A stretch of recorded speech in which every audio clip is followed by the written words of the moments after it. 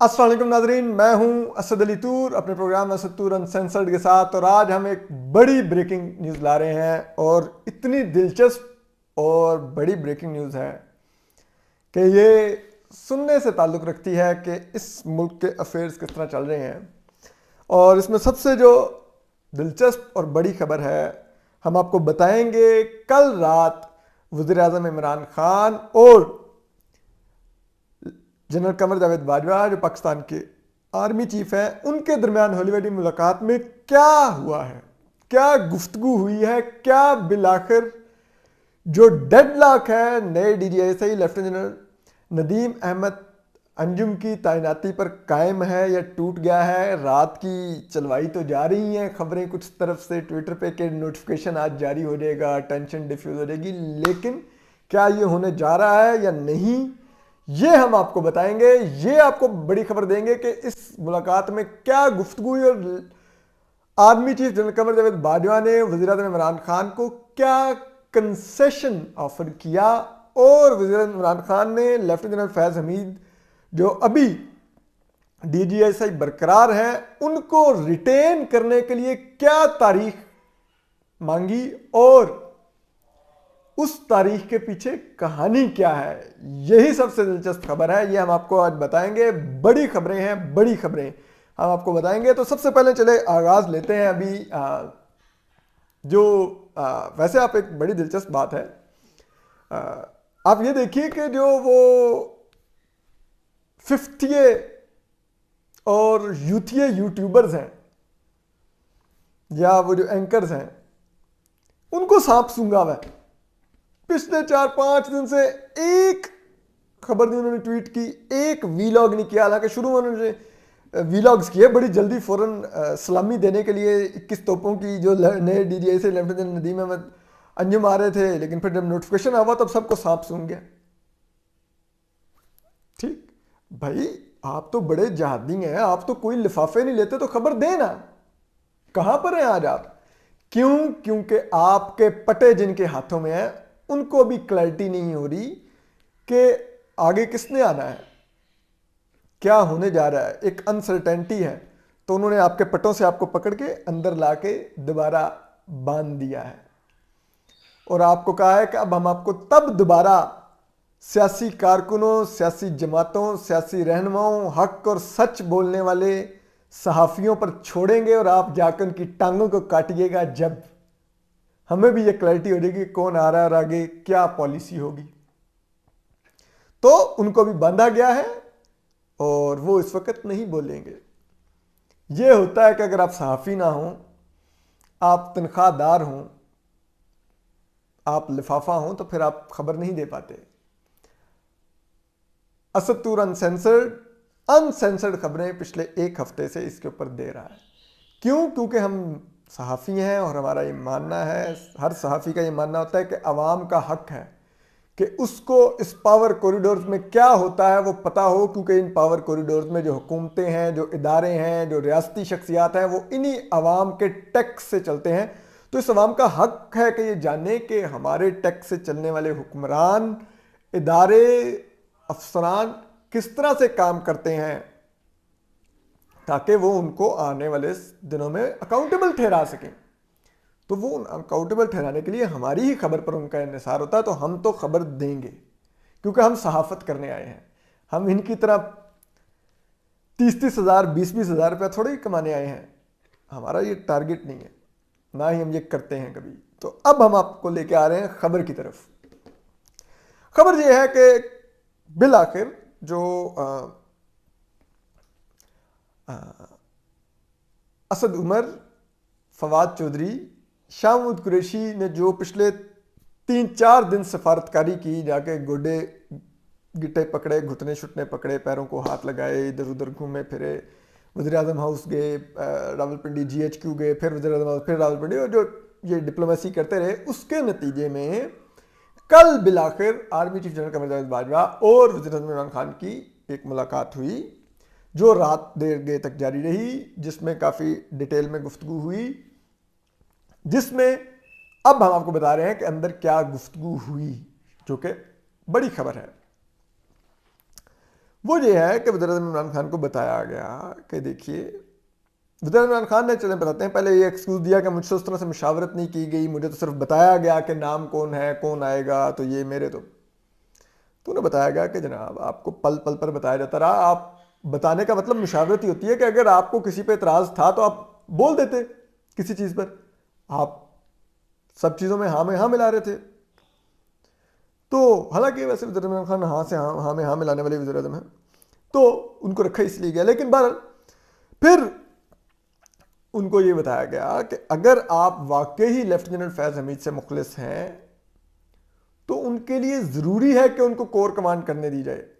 اگر آپ واقعی ان کے ساتھ مخلص ہیں تو یہ انہی کی بہتری کے لیے فیصلہ لیا گیا ہے. اور یہ جو آپ باتیں کرتے پھر رہے ہیں کہ ایڈیشنل چارج دے دیا جائے کور کمانڈر کا، یہ نہیں ہوتا. فوج از ناٹ اے کیبنٹ. کسی جنرل کے پاس کوئی ایڈیشنل چارج نہیں ہوتا.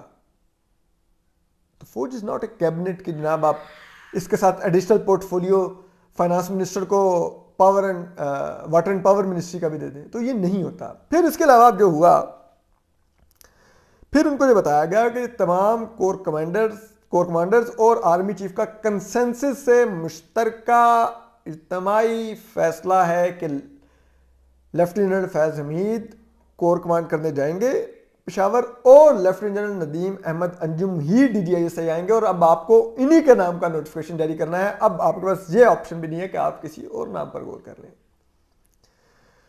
پھر وزیر اعظم عمران خان کو یہ بتایا گیا کہ آپ یہ نوٹیفیکیشن جلد سے جلد کریں، جس پر وزیر اعظم عمران خان نے بڑی منت ترلائیہ ریزسٹنس کہنے وہ کیا کہ آپ ان کو دسمبر تک رہنے دیں، دسمبر کے بعد آپ ان کو بے شک پوسٹ آؤٹ کر دیجیے گا.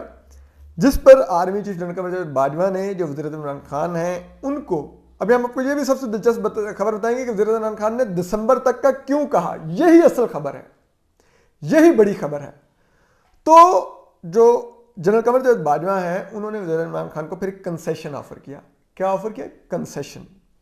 انہوں نے کہا کہ آپ میکسیمم پھر 15 نومبر تک لیفٹیننٹ جنرل فیض حمید کو بطور ڈی جی آئی سے ریٹین کر لیں. اس سے بیانڈ آپ نہیں جا سکتے، اس سے آگے نہیں آپ جا سکتے. ہر حال میں 15 نومبر تک آپ کو ان کو چینج کرنا ہوگا اور لیفٹیننٹ جنرل ندیم احمد انجم کو ہی ڈی جی آئی سے آنا ہوگا. اس پر اب ذرا یہ بتاتے ہیں کہ وزیر اعظم عمران خان نہیں ایگری کیے ابھی تک. لیکن جو لیفٹیننٹ جنرل، ابھی ہم کو بتاتے ہیں کہ دسمبر کی کیا کہانی ہے. لیکن جو پاکستان کے army chief general Qamar Javed Bajwa ہیں، وہ وزیر اعظم عمران خان کو اب یہ بتا کر آگے ہیں کہ ایٹ اینی کاسٹ اب جو فوج کا ادارہ ہے وہ اپنے اس ڈیسیجن سے پیچھے نہیں ہٹے گا، کیونکہ یہ آپ کا گورننس سے ریلیٹڈ میٹر نہیں، یہ ہمارا انتظامی میٹر ہے فوج کا.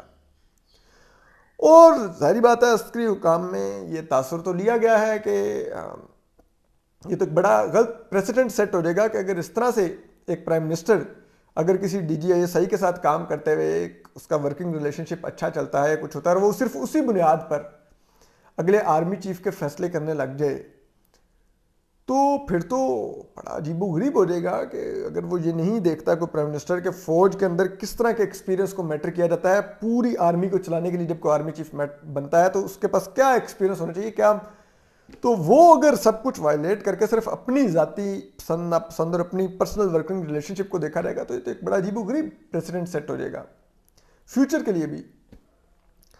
تو اب بہرحال جو ذرائع یہ بتا رہے ہیں کہ وزیر اعظم عمران خان کیوں اصرار کر رہے ہیں 4 دسمبر کے مہینے پر، تو وہ وزیر اعظم عمران خان کو جو ان کا روحانی حلقہ ہے اس نے جو ذائچہ بنا کے دیا ہے، جو ستاروں کی چال اس نے بنائی ہے وزیر اعظم عمران خان اور ان کی حکومت کی، جو استخارہ ہوا ہے، جو چیزیں دیکھی گئی ہیں، اس کے مطابق جو نتیجہ نکلا ہے وہ ذائچہ یہ بتاتا ہے کہ 4 دسمبر 2021 کو اس سال کا آخری سورج گرہن ہوگا، اور اس سورج گرہن کے اثرات منفی ہوں گے، نیگیٹو ہوں گے، برے ہوں گے وزیر اعظم عمران خان کی ذات اور ان کی حکومت کے مستقبل کے لیے،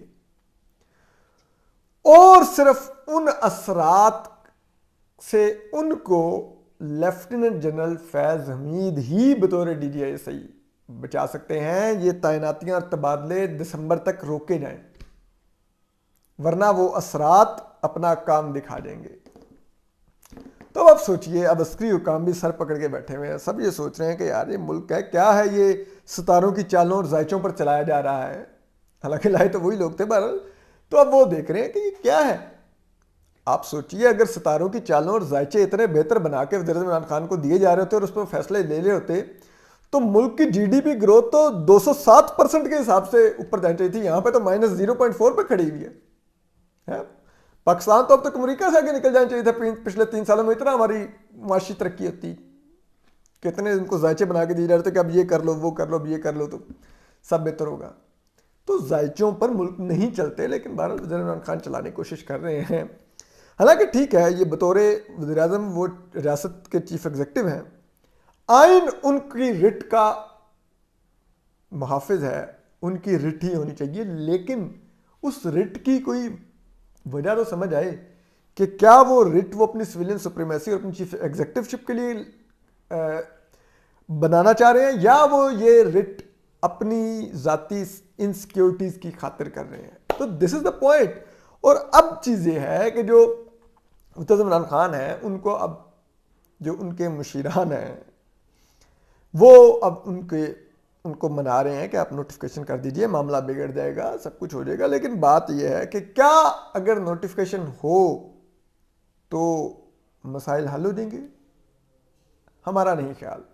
اس کے لیے ہم آپ کو ایک ماضی کی مثال دیتے ہیں کہ جو اس وقت 1999 میں وزیر اعظم نواز شریف تھے، army chief general Pervez Musharraf تھے، کارگل میں فوج نے وزیر اعظم کو بتائے بغیر ایک ایڈونچر کیا جس کی قیمت پاکستان نے ادا کی۔ اس پر وزیر اعظم اور آرمی چیف میں ٹسل شروع ہوگی۔